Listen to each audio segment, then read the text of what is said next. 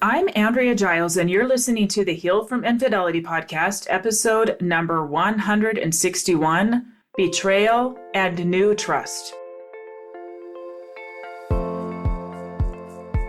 Hello, and welcome to the Heal from Infidelity podcast, where courageous women learn not only to heal from their spouse's betrayal, but to become the boldest, truest, most decisive, and confident versions of themselves ever. If you know there's more for you than the life you're currently living, but don't quite know how to get there, you are in the right place. Stick around to learn how to create a life that will knock your own socks off. Is it possible? It is, and I'm here to show you how. I'm your host, Andrea Giles. Are you ready? Let's dive in. Hello, my beautiful listeners. Thank you for being here today. Before we jump into today's episode, I just want to say thank you. Thank you truly, genuinely, from the bottom of my heart for being here, for listening, for subscribing, for sharing, for leaving reviews. My little podcast here in the past 4 years has grown so much that it is now in the top 0.5% of all podcasts in the world globally. That blows my mind to think about, and it's because of you listening, hearing, sharing, all the things. So thank you so much. If you have been listening and have yet to leave a review, I would love it if you would do that. It helps to continue to get the word out there. It helps for people to see it, for people to know that it's even there. You can leave a review in your name, or you can go in and change your name to something else so that nobody knows that it's you, if you would prefer to be anonymous. Thank you so much. Now, for today's episode, we're going to be talking about betrayal and trust, which is something that we talk about a lot here, right? But I'm going to be sharing some tactical information of things to be looking for, things to be thinking about. As usual, I'm going to give examples so you have a little bit more of an understanding of what I'm saying, what it looks like in real time, things like that. Okay. So first of all, betrayal.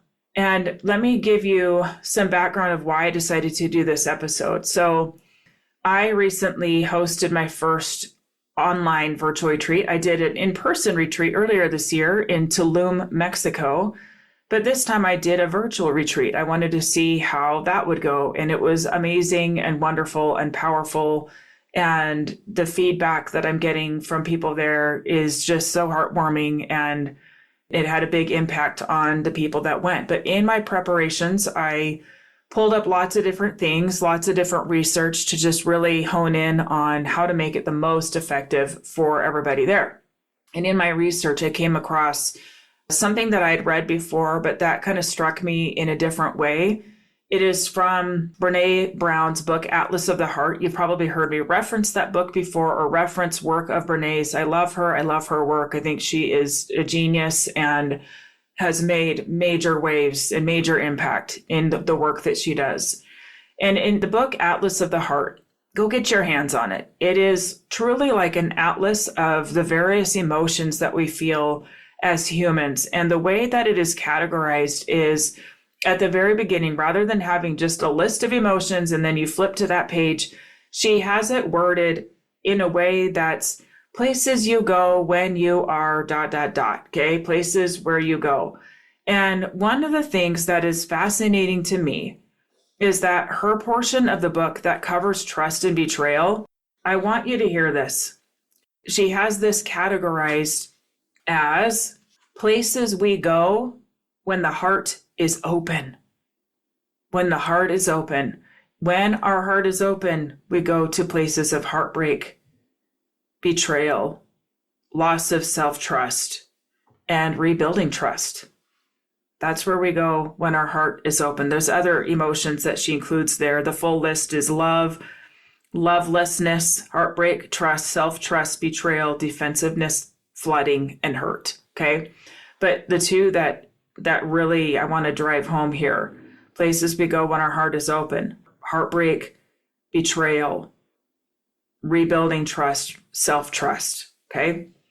It means that we are not going to have a broken heart. We are not going to feel betrayal if our hearts were not open. And one of the reasons why we feel hurt so much by betrayal is because we dared to love. Please take that to the bank. If you didn't love, you wouldn't care. It would not hurt, okay?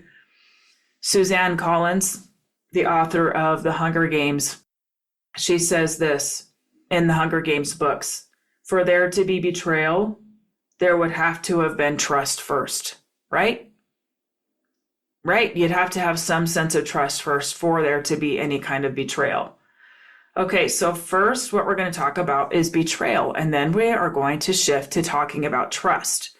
And in this portion of the book, she gives some guidelines about trust that I think are really, really important. We're going to talk about that. Okay, so first let's talk about betrayal. Betrayal, obviously, at its core, is a violation of trust, right? It happens in relationships in which trust is expected and assumed. So when it's violated, we're often shocked and we can struggle to believe what's happening. We often don't want to believe it. It feels unreal. She says it can feel as if the ground beneath us has given way. How many of you have felt that? Now, she says when betrayal is a result of physical or sexual abuse perpetuated by a trusted partner or family member, such as is in the case of domestic violence or child abuse perpetrated by a parent, it is referred to as betrayal trauma. Many of you listeners are in that camp, okay? When we're injured by betrayal, we can suffer anxiety, depression, anger, sadness, jealousy, decreased self-worth, embarrassment, humiliation, shame, and even trauma symptoms, okay? How many of you can raise your hand and say, yep, me, I can check the box on all of those? Probably most of you. Now, part of the issue here in the betrayal is that oftentimes our own self-trust is just diminished, depleted. We think, oh my gosh, how did I not know? How did I not know? Or I saw little things that were weird and I discounted them, I dismissed them. And we just feel like we can't even trust ourselves. And we're going to get into that in a little bit, okay? She does share some other kinds of betrayal. There's institutional betrayal, where an institution causes harm by action or inaction to an individual who trusts or depends upon that institution. This can be lots of different things. It can be businesses, it can be religious organizations. There's all kinds of areas where we can have institutional betrayal. Obviously, here we are talking about betrayal within a intimate relationship. Okay. She says it's possible to heal betrayal, but it's rare because it requires significant courage and vulnerability to hear the pain we've caused without becoming defensive. She says the only way back from betrayal is accountability, amends, and action. None of these things are possible without acknowledging the pain and possibly trauma that we have caused someone without rationalizing or making excuses. We're also much better as individuals and as a culture at shaming and blaming than we are at actual accountability. And that is part of the problem here, right? That's part of the problem, is that we are so much quicker to go, not my fault, to point the blame or to take on shame. At my virtual retreat last week, I asked my clients, I asked everybody on that call, how many of you experience shame? And every one of them raised their hand, every single one. In one form or another, even if it's just a little bit, they all have taken on some kind of blame themselves. It's blame that you're turning around on you. I am wrong.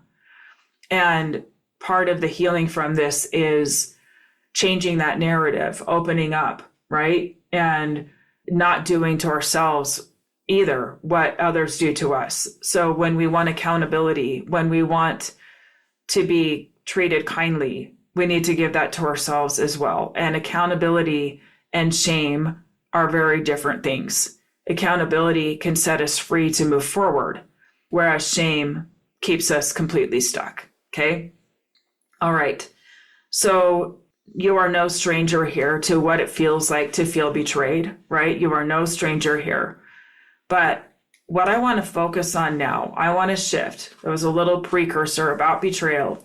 I want to talk now about the piece of building trust. I get asked this a lot. I get asked it in Instagram DMs. I get emails about it. In my group, people want to know, how do I know if I can trust, things like that. And what I always say, and what I will say to you, is that it's not going to be this one sweeping thing like, oh my gosh, I understand how much I hurt you and I'll never do it again. That's not good enough. It is not good enough. It has to come, as Brene Brown said, through many things. One of them is action. One of them is action. We have to see the action that follows the words, that follows the accountability. Part of why it's so hard is because none of us really want to see ourselves. We don't want to see the parts of us that are painful, that have hurt other people, the parts of us that we want to hide from, that we are embarrassed about, that we're ashamed of. Who wants to look at those? Not me, right? But in healing trust, they have to be looked at. It has to be looked at. So I'm going to go through a few things now about trust, okay? And one definition of trust is, it's from a book called The Thin Book of Trust, an essential primer for building trust at work. So this is about work. This is not necessarily tied to relationships, but I think it's the same. The author, Charles Feltman, defines trust as choosing to risk making something you value vulnerable to another person's actions. How many of you are raising your hand going, yeah, that's exactly what I did. I made something I value vulnerable to another person's actions, and boy, was that hurt, right? Boy, did that hurt. And then he defines distrust as a general assessment that what is important to me is not safe with this person in this situation or any situation. All right. Trust is more of a cognitive assessment than an emotion. Please hear that. I'm going to repeat it because it's really important. Trust is more of a cognitive assessment than an emotion. This is really, really, really, really important. Okay. We think that it's an emotional thing to trust another person. And there is something to this in that we can feel it when we can trust. Like there is an emotion. There is a safety. There is a sense of, I can breathe a little bit. I can see that this person is becoming more trustworthy. But before that comes, we got to collect data. We have to know our numbers. We have to know the actual data. And we're going to be talking about that. I'm going to give you a little formula that Brene put together that's going to help you collect a little more data. Okay. We can have emotions about the situation, about the data, but trust is something that we can really kind of pen to paper go, is this somebody that actually has earned my trust? Like, is this somebody that I should trust? Okay. So when Brene put together this little formula, she said she worked on it for years and finally put it together. She said, we've spent the past 10 years trying to figure out exactly what constitutes trust. What are the behaviors we're talking about when we talk about trust? 7 elements of trust emerged from our data, and we use the acronym BRAVING. Okay, BRAVING. The B in BRAVING is for boundaries. You respect my boundaries, and when you're not clear about what's okay and not okay, you ask. You're willing to say no. Okay, boundaries. This is really important. You respect my boundaries, and when you're not clear about what's okay and not okay, you ask. Okay, so I'm going to give you an example that was a question that somebody asked in my group.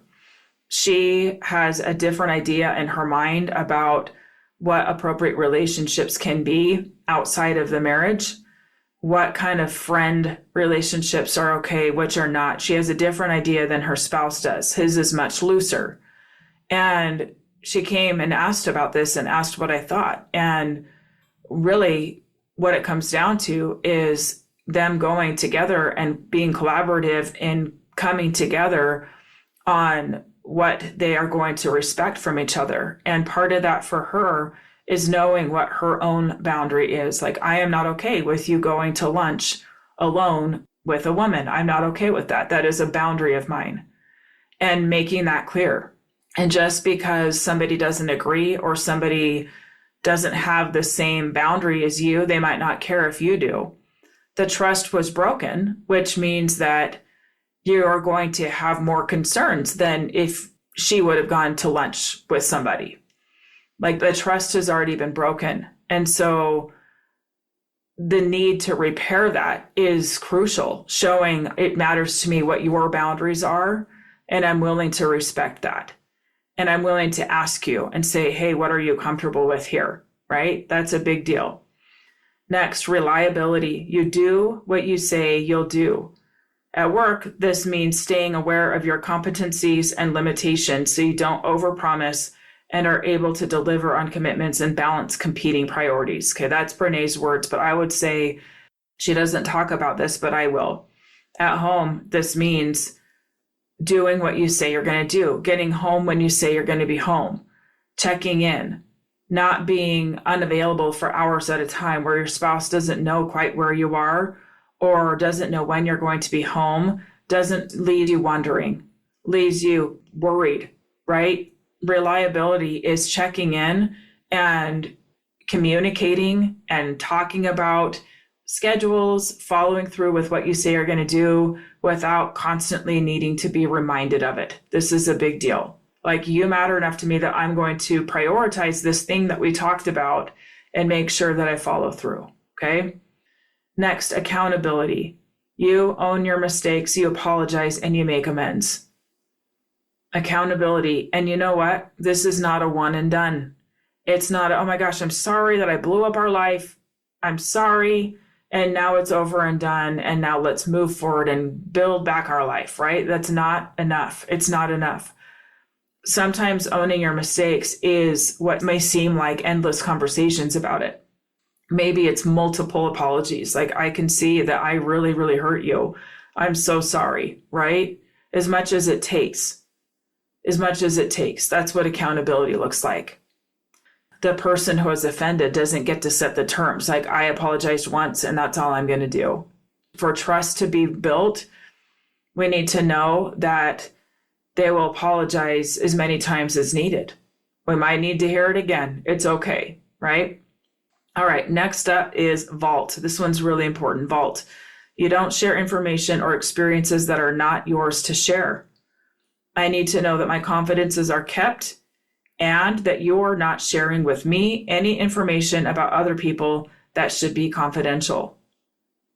Vault. You're protecting the relationship. You're keeping what is sacred to the relationship, sacred to the relationship. With many of you, you have come to learn that your spouse talked about you to other people.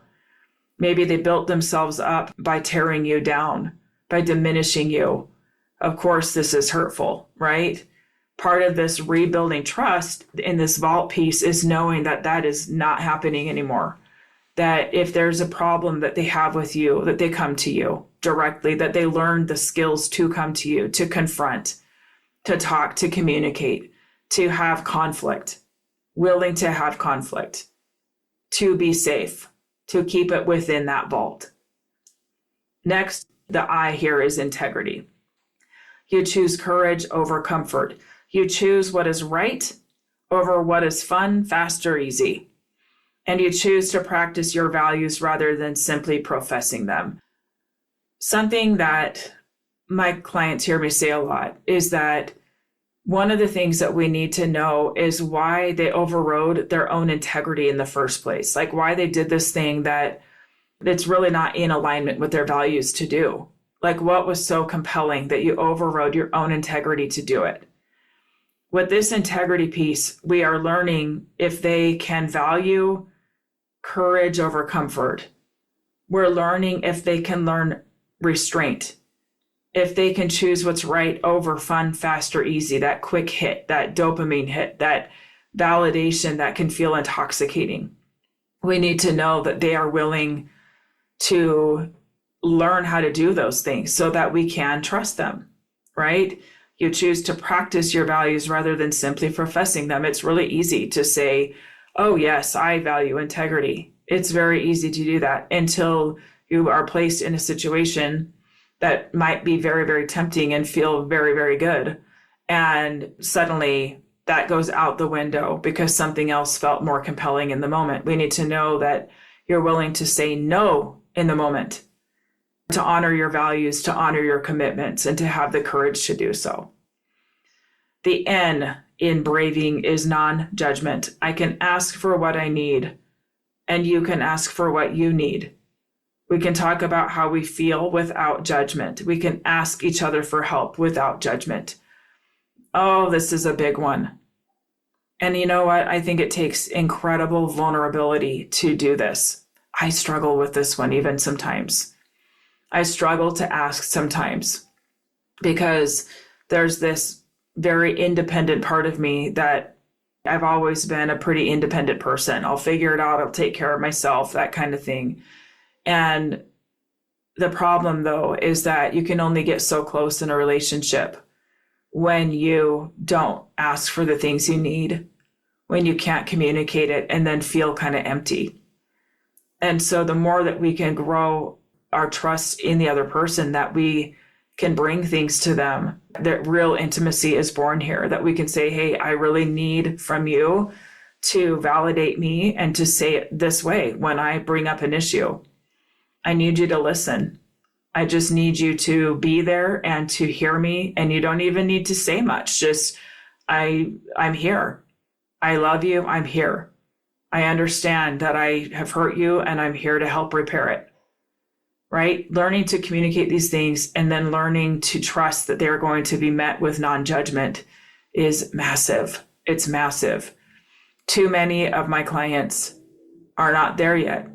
Right now, many of them feel like they are judged. They feel like they are made to feel like they are being extra dramatic or taking it way too personally. And so they struggle to bring it up because they're afraid they're going to be rejected.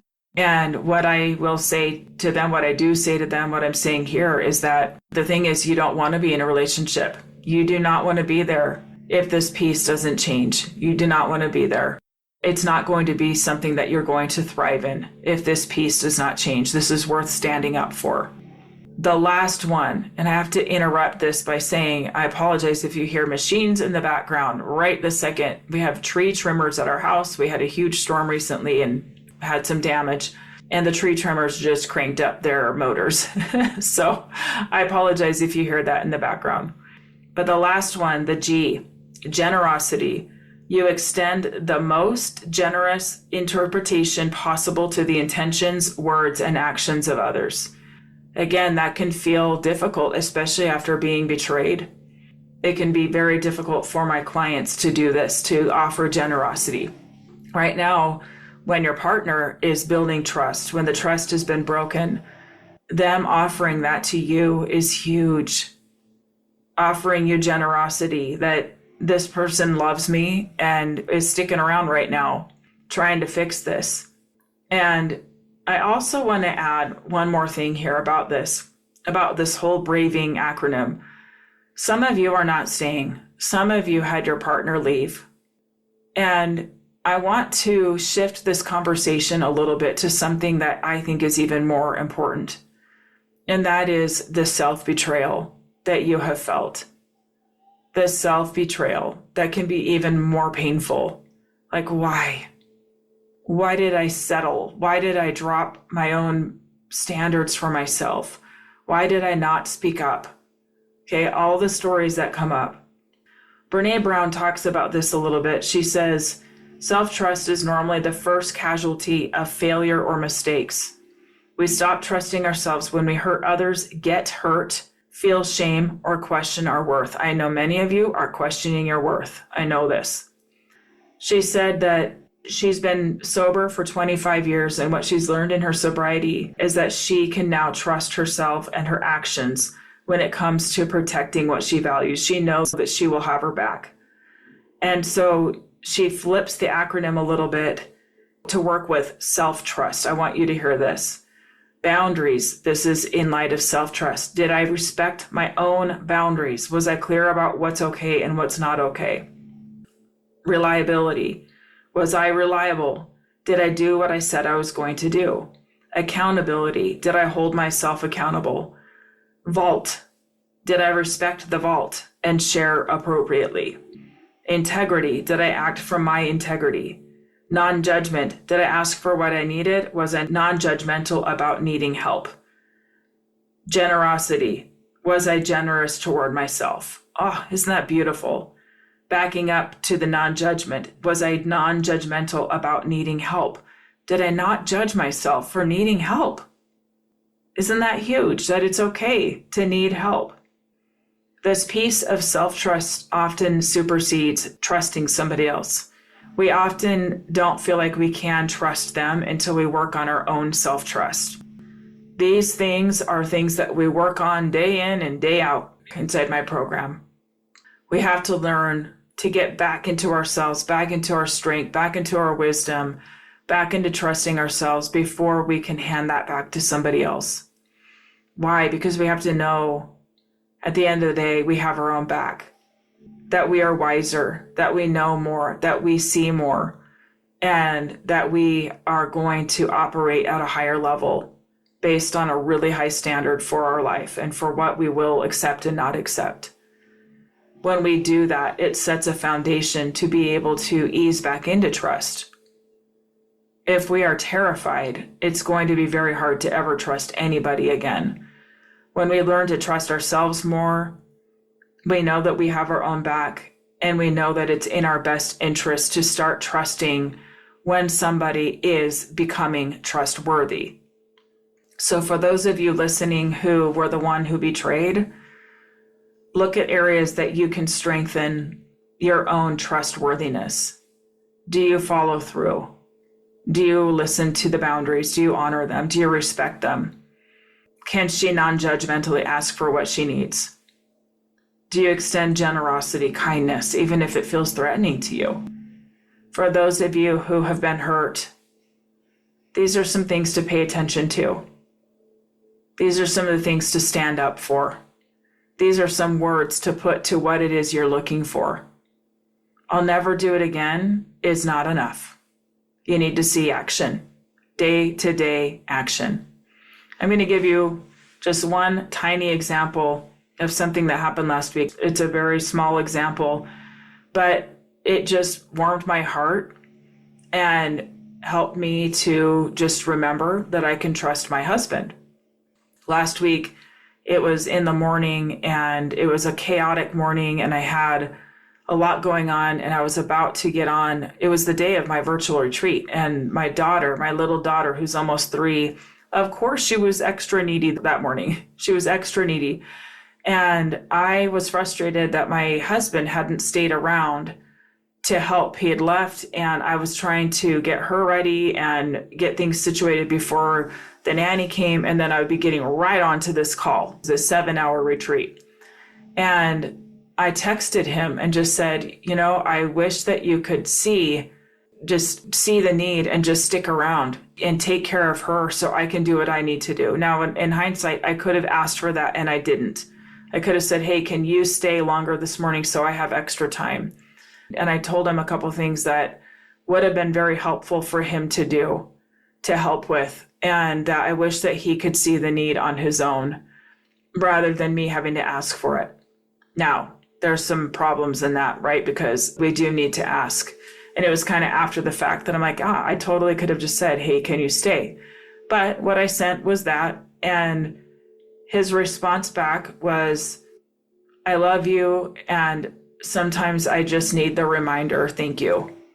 And the lack of defensiveness, the kindness, the generosity, the hearing me, that I just need him to pay a little more attention sometimes, that was perfect. It was perfect for me to know that he would hear me, that we could just move past it, that I could give some feedback and move past it and have him hear. It's little moments like that help me to feel safer, to help me to know that he can be trusted, and that help me to know that he cares about me and my well-being, right? That's just one small example, but that's what it looks like in real time. We are going to make mistakes. We're going to get it wrong, but can we go back and correct? Can we go back and talk about it? Can we ask? Can we repair, right? All right, my beautiful friends, that's what I have for you today.